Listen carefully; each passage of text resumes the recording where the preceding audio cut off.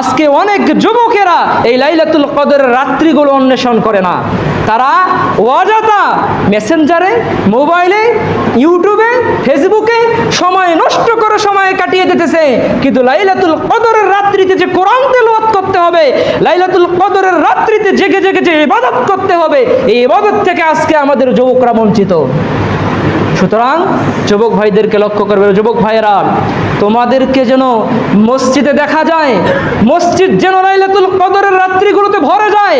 আলহামদুলিল্লাহ আমাদের এলাকায় যুবকেরা এগিয়ে রয়েছে, লাইলাতুল কদরের রাত্রিগুলোতে তারা মসজিদে এসে কোরআন তেলাওয়াত করে জিকির আজগার করে সালাত আদায় করে।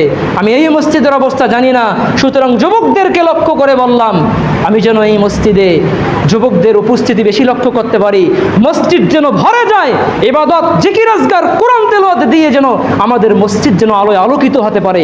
এটা আমরা করতে পারবো না পারবো? ইনশাআল্লাহ। আল্লাহ যেন আমাদের যুবকদেরকে ইসলামের পথে এগিয়ে আসার তৌফিক দান করেন। সকলে আল্লাহুম্মা আমিন।